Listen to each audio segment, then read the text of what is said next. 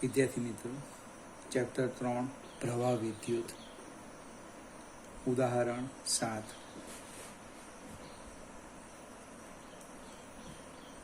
આકૃતિમાં દર્શાવેલ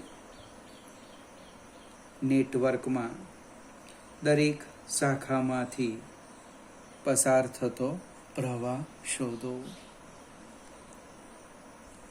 બે વિદ્યુત કોષ આપ્યા છે, એક 10 વોલ્ટ છે, એક 5 વોલ્ટ છે. આપણે નામ આપી દઈએ અને A, B, C, D. હવે પ્રવાહની વાત કરીએ. પ્રવાહ ધન ધ્રુવમાંથી બહાર નીકળે. બેમાંથી મોટી બેટરી 10 વોલ્ટ છે એટલે એને ધ્યાનમાં લેવાનું, આને લઈ તો પણ વાંધો નહીં. એટલે 10 વોલ્ટની બેટરીમાંથી આપણે અવરોધના નામ પણ આપી દઈએ. પહેલાં તો આ 4 ઓહ્મ છે એને હું R1 કે, આપણે આને R2 કહીએ, અને R3 કહીએ, અને R4 કહી દે, અને R1, R2, R3, R4 અને આ રેખ્યો એક બાકી તે R5. બેટરીના ધન ધ્રુવમાંથી પ્રવાહ બહાર કાઢીએ એટલે આપણે આને ધ્યાનમાં લઈએ. આ મેઇન બેટરી છે તો એમાંથી પ્રવાહ બહાર નીકળે. કેટલો? તો કે I. વાક્ય રચના જોયું, I બહાર નીકળે. હવે એ I એ બિંદુ પાસે આવે છે, એમાંનો કેટલોક પ્રવાહ આમાં જશે અને કેટલોક આમાં જશે.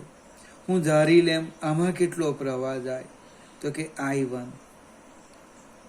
હવે I માંથી I1 જો આમાં જતો હોય તો આમાં આપણે I2 લખી શકીએ. એના કરતાં આપણે લખીએ I માઇનસ I1, બાકીનો પ્રવાહ. તમે જેટલી અજ્ઞાત રાશિ વધારે લેવ મને એટલી ગણતરી આપણી વધે. ફરીથી આ જે પ્રવાહ હતો, મુખ્ય બેટરી મેં કઈ લીધી? આ લીધી. આ ધન ધ્રુવ છે, આ ઋણ ધ્રુવ છે. એમાંથી I એમ્પિયર પ્રવાહ બહાર નીકળે. એમાં I1 આમાં જાય તો I માઇનસ I1 આમાં જવાનું. ઊંધું કરું, આમાંથી I1 જાય તો આમાં I માઇનસ I1 આવશે. હવે I1 B બિંદુ પાસે આવે છે, આ B બિંદુ પાસે. એમાંથી ધારો કે આની અંદર I2 પ્રવાહ ગયો તો બાકીનો કેટલો આમાં જવાનો? બને આમાં પ્રવાહ જવાનો એ આપણે લખી દઈએ I1 માઇનસ I2. અને કોઈ એક જગ્યા જગા દેખાય ત્યાં લખીએ આ પ્રવાહ આમ જવાનો. કેટલો જવાનો? I1 માંથી I2 આમાં ગયો એટલે I1 માઇનસ I2. હવે I1 માઇનસ I2 C પાસે આવવાનો. હવે બેટરીના ધન ધ્રુવમાંથી જેટલો બહાર નીકળે એટલો અંદર દાખલ કરવાનો. એટલે આની અંદર પ્રવાહ જવાનો I. એનો અર્થ આ સીડી શાખામાં કેટલો આવવાનો? તો કે I1 માઇનસ I2 હતો, એમાંથી I જતો રહ્યો. I1 minus I2 minus I ક્યાં આવવાનો? સીડી શાખામાં. હવે D પાસે I1 minus I2 minus I અને I માઇનસ I1 ભેગા થવાના. મને એટલે એ બાકીનો પ્રવાહ કેટલો જવાનો? બને આપણી બાકીનોમાં I2 ઋણ આવે છે. આપણે એક કામ કરીએ, ચોપડીને ફોલો કરવું હોય તો માઇનસમાં વાંધો નહીં આવશે, પણ આને આપણે આમ લઈ લઈએ I2. આમાંથી પણ બહાર નીકળ્યો પ્રવાહ, I2 લઈ લીધો એટલે થોડી તકલીફ તમને નહીં પડે. એટલે I1 પ્લસ I2 થયા અને I1 plus I2 minus I. હવે એમાં અહીંયા D પાસે શું થવાનું? I1 plus I2 minus I plus I minus I1 એટલે બાકી રહી ગયો I2. જો તમે -I2 લેતે એમ દાખલ થતો તો અહીંયા પાછો પ્રવાહ લાવવો પડતે, આપણે આમ જવું પડતે, આમ એ પણ ચાલતે. આ I2 અહીંયા આવ્યો I2 બને તો આમાં આપણે એરો બતાવવો પડતે. કદાચ પ્રવાહમાં મારી ભૂલ હશે તો જવાબ ઋણ આવશે. કેટલી અજ્ઞાત રાશિ છે? એક I, બીજી I1, ત્રીજી I2. 3 અજ્ઞાત રાશિ છે. હું 3 સમીકરણ શોધું, 3 લૂપ લઈએ અને આપણે V1 કહીશું અને આપણે V2 કહીશું સમજવા માટે. આ આપણો V1. 3 લૂપથી 3 અજ્ઞાત રાશિ શોધી કાઢીએ. પછી બાકી શું રહ્યું? દરેક શાખામાંથી વહેતો પ્રવાહ એ સરળતાથી શોધી શકાય. ચલો લૂપ લેમ છું. લૂપના નામ જોજો, અહીંથી શરૂ કરું. પહેલી લૂપ ABCA માં લૂપનો નિયમ. લૂપ મીન્સ બંધ ગાળો. લૂપ મીન્સ બંધ ગાળો. ABCA.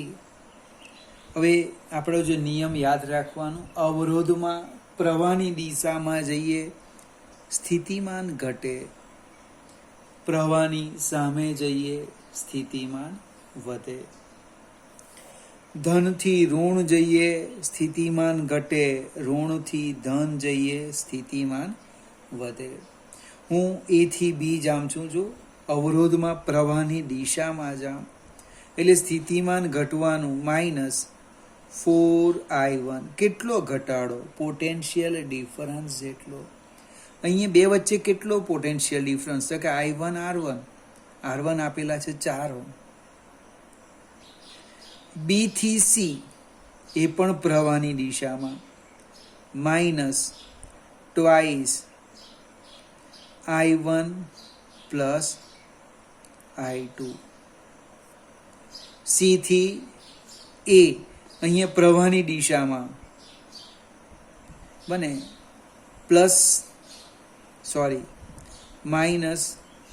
-I. પ્રવાહની દિશામાં છે એટલે ઋણ લેવું પડશે. અવરોધ એક જ છે, 1 ગુણ્યા એટલે I. ઋણથી ધન +10 = 0. આનું થોડું સાદું રૂપ આપી દઈએ એટલે ખ્યાલ આવે. -4I1 -2I1 ઓછા વત્તા કે એમાં જે ભૂલ થાય, ઓછા વત્તા ઓછા 2I2 -I = -10. હવે -4I1 -2I1 એટલે કેટલા થવાના? -I પહેલા લખી દે, -I. -6I1 -2I2 = -10. બંને બાજુથી ઋણ સંજ્ઞા કાઢી દેવું એટલે એક સમીકરણ મળે છે. I1 + 6I1 + 2I2 = 10. બંને બાજુથી ઋણ સંજ્ઞા કાઢી નાખી. અથવા તો શું કરતે, આ ઓછાને સામે લઈ જતો તો એ પ્લસ થઈ જતે. ફરીથી સમીકરણમાં ભૂલની હોય 2 વાર, કારણ કે સમાધાન 4 માર્કનો દાખલો છે આ, અને કોઈક નાની ભૂલ કરીશું તો જવાબ આપણો આવશે નહીં. આ સમીકરણ 1. બીજી લૂપ લઈએ આપણે બંધ પરિપથમાં. કયો? તો કે ACDA માં લૂપનો નિયમ. તમારે સમઘડી દિશામાં જવું એવું નહીં, એમ પણ જવાય ADCA, પણ લખ્યા પછી બદલવાનું નથી. હવે A થી C માં પહેલા બેટરી આવે, ધનથી ઋણ, એટલે હું લખું છું -10 વોલ્ટ. પ્રવાહની સામે એટલે પ્લસ આઈ, અવરોધ 1 છે. સી થી ડી પ્રવાહની દિશામાં minus twice I1 plus I2 minus I. D થી એ પ્રવાહની સામે plus 4I minus I1 equal to 0. Minus 10 ને સામે લઈ જાઓ એટલે પ્લસ થશે. I માઇનસ ટ્વાઇસ I1 વત્તા ઓછા ઓછા ટ્વાઇસ I2 ઓછા ઓછા વત્તા twice I plus 4I minus 4I1 equal to 10. ઓછા 10 સામે ગયા એટલે પ્લસ થઈ ગયા. આ આપણી પાસે એક I અહીંયા છે, બીજો ટ્વાઇસ I અને ત્રીજો અહીંયા 4I, એટલે 4 ને 2 6 ને 1 7, 7I. I1 ક્યાં છે તો કે એક અહીંયા છે, બીજો અહીંયા છે 4I1, એટલે minus twice I1 minus 4I1 એટલે માઇનસ 6I1. ચાલો આગળ જઈએ. I2 ક્યાં છે? એક જ જગ્યા છે, minus twice I2 equal to 10. ફરીથી 4 ને 2 6 ને 1 7, માઇનસ 2 માઇનસ 4 માઇનસ 6 આવી ગયા. બરાબર. સમીકરણ 2. ત્રીજી લૂપ લઈએ. ત્રીજી લૂપ આપણે લઈએ અને આ લઈએ બી, નામ આપ્યું નથી બરાબર, બી V2D બી માં લૂપનો નિયમ.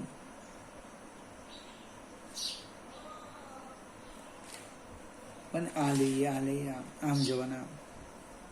અહીંયા કોઈક નામ આપી દીધું ચાલતે, આપણે ABCDE અથવા F, કંઈ વાંધો નહીં. હવે અહીંયા સમસ્થિતિમાં ધનથી ઋણ એટલે -5, આ પણ કંઈ ફેરફાર નહીં થવાનો, એટલે હું લખું છું જો -5. અહીંયા આવી ગયો ડી પાસે, પ્રવાહની સામે જવાનો. ડી થી સી 2 ઓહમ છે, પ્રવાહની સામે plus twice I1 plus I2 minus I. D થી સી, જો સી થી બી એ પણ પ્રવાહની સામે, પ્લસ પ્રવાહની સામે એટલે વધે, પ્લસ 2 કૌંસમાં I1 plus I2 equal to 0. આ -5 સામે લઈ જામ એટલે પ્લસ થશે. સાદું રૂપ આપીએ આપણે, twice I1 plus twice I2 minus twice I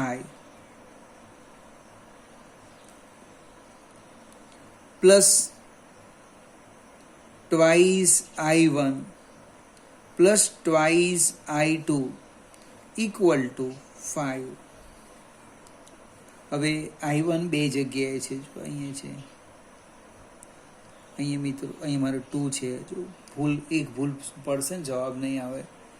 I1 twice I1 plus twice I2, એક અહીંયા છે અને એક અહીંયા છે, એટલે લગભગ થવાના 4I1 અને માઇનસ ટ્વાઇસ I પહેલા લખી દઈએ, માઇનસ ટ્વાઇસ I. આગળ જઈએ, ટ્વાઇસ I1 અને આ ટ્વાઇસ I1 એટલે 4I1 અને આ 4I2 થશે, plus 4I1 plus 4I2 equal to 5. હવે આને નંબર આપો 3. આપણા પેલા બે સમીકરણ છે હું પાછો લખી દઉં છું. સમીકરણ 1 અને 2, પેલા પાનું ઉલટાવવું નહીં પડે. કાઉન્સમાં લખું છું સમીકરણ 1. I1 પ્લસ 6I1, સોરી કંઈક ભૂલ આમાં કરી હતી, જો ક્યાં કરી છે જોઈ લઈએ. I1 બે વાર કેમ લખ્યું? I1 નથી, I છે. I શોધીને થાકી જાય તો પણ મળતે નહીં ભૂલ. ફરીથી 4I1 minus twice I1 minus twice I2 minus I, એટલે આ અહીંયા લીધા. 4 ને 2 6, અને I છે. I plus 6I1 plus twice I2, I plus 6I1 plus twice I2 equal to 10. આ આપણું સમીકરણ 1. તમારે બે વાર નથી લખવાનું, આ તો પાનો ઉલટાવવું પડે એટલા માટે. સમીકરણ 2, 7I minus 6I1 minus twice I2 equal to 10. 7I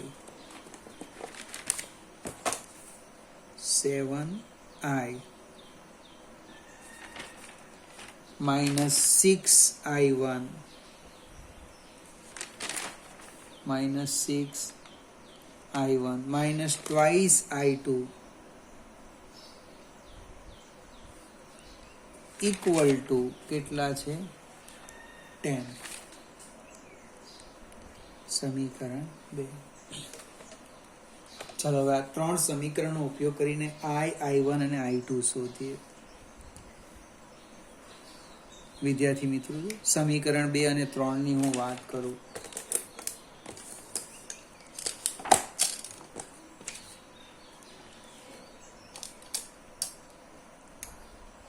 sorry, સમીકરણ 1 અને 2 જરાક જોજો અહીંયા. આ સમીકરણ 2 હું લખું છું 7I, અથવા તો આપણે એક કામ કરીએ, 1 અને 2 નો સરવાળો કરીએ. શું થાય? જો 1 અને 2 નો હું સરવાળો કરું તો આ બે પદ અને આ કેન્સલ થઈ જવાના, એટલે મને સીધું જ મળવાનું. શું મળવાનું? I આવશે.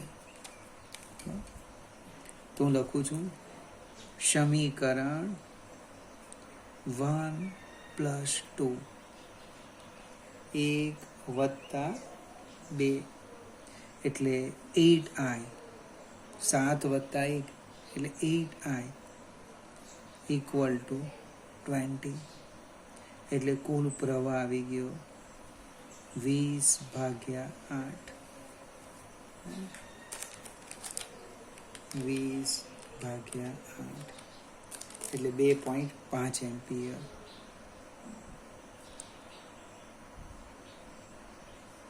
ચાલો હવે જોજો, હવે ખૂબ સરળ થઈ ગયું. હવે કોઈ પણ બે સમીકરણમાં આની કિંમત મૂકી દઈએ.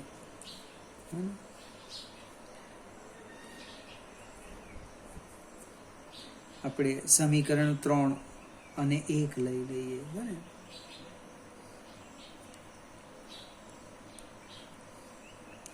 સમીકરણ 3 અને 1 માં I ની કિંમત મૂકતા હું કિંમત મૂકું છું. સમીકરણ 1 માં I ની કિંમત minus twice I 2.5 plus 4I1 plus 4I2 equal to 5. 2.5 ગુણ્યા 2 એટલે -5 થાય. Plus 4I1 plus 4I2 equal to 5. -5 સામે જવાના એટલે 10 થઈ જશે. 4 સામાન્ય કાઢવું હોય તો કાઢો, નહીં કાઢે તો પણ કાંઈ નહીં. 4I1 plus 4I2 equal to 10. સમીકરણ 4. હવે 1 માં કિંમત મૂકું. I ની છે 2.5. 2.5 વત્તા 6I1 વત્તા ટ્વાઇસ I2 ઇક્વલ ટુ 10. 2.5 સામે જશે, બને એટલે શું થવાનું? 6I1 પ્લસ ટ્વાઇસ I2 બરાબર 10 ઓછા 2.5, એટલે કે 6I1 પ્લસ ટ્વાઇસ I2 બરાબર 7.5. અને હું 2 વડે ગુણું, શું થાય જોઈએ? 2 વડે ગુણી દીલે 6 દુ 12, અને ઉપરના સમીકરણને 2 વડે ગુણતા 12I1 પ્લસ 4I2 પ્લસ 15 સમીકરણ 5. હવે 4 માઇનસ 5 કરો અથવા 5 માઇનસ 4 કરો એટલે I2 નીકળી જશે. જો સમીકરણ 5 માઇનસ 4 એટલે કે 12I1, 12 લખું છું આ રીતના, જો 12I1 પ્લસ 4I2 સમીકરણ 4ની ડાબી બાજુ માઇનસ 4I1 માઇનસ 4I2 જમણી બાજુ આવી જાઓ. 15 ઓછા 10. જો આ 4I2 નીકળી ગયા, 12 માંથી 4 જાય એટલે લગભગ 8 આવે. 8I1 બરાબર 5, એટલે I1 આવવાના 5/8, 5/8 એટલે 0.625 એમ્પિયર. હવે 4 અથવા 5માં કિંમત મૂકો એટલે જવાબ આવી જશે. I1 ની કિંમત I2 સમીકરણ 4માં કિંમત મૂકતા શું થવાનું? 4I1 એટલે 5/8 પ્લસ 4I2 ઇક્વલ ટુ 10, એટલે 4/8 એટલે 2 આવવાના, 5 એટલે 4 × 5 = 20/8 એટલે લગભગ 2.5 પ્લસ 4I2 ઇક્વલ ટુ 0. અને આપણે સાદું રૂપ આપીએ, 4I2 બરાબર 10 ઓછા 2.5, એટલે કે 4I2 બરાબર 7.5, એટલે I2 આપણને મળવાના 7.5/4, 7.5/4 એટલે 1.875, 1.875 કોણ આવ્યું? I2 આવ્યા. બધા જ પ્લસ આવ્યા, એનો અર્થ કે આપણી સંજ્ઞા સાચી છે. બોક્સમાં મૂકી દઈએ. જો આ આવે છે I2, I1 ક્યાં છે? આ રહ્યા બોક્સમાં. I1, I2 અને I ત્રણે આવી ગયા. હવે શું કરવાના? દરેક શાખામાંથી વહેતો પ્રવાહ, તો કે AB માંથી, તો કે જે આવે તે લખવું, બને. પછી AD માંથી, AC માંથી, BC માંથી અને CD માંથી દરેક શાખાનો પ્રવાહ લખવો પડશે. AB, બને, AC, AD, BC, CD દરેક શાખામાંથી વહેતો પ્રવાહ. તો કે AB માંથી કેટલો છે? તો કે I1, એની કિંમત મૂકવાનું. AC માંથી કેટલો? તો કે I છે.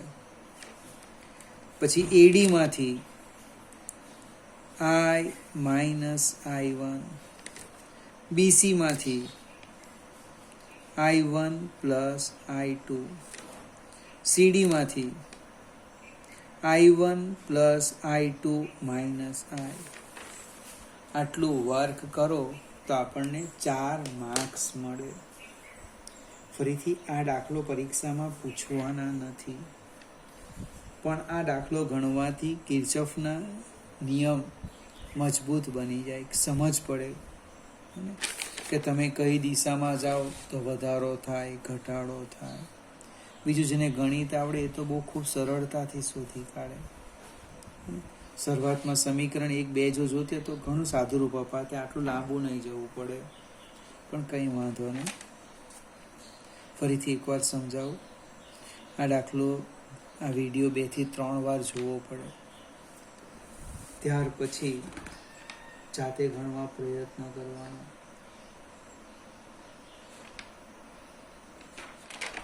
કદાચ જવાબમાં ભૂલ હોય તો તમારે મને જણાવવાનું, કદાચ સોલ્યુશનમાં આમ તેમ પણ થઈ જાય. ક્યાં ભૂલ છે કહેવું પડશે તમારે.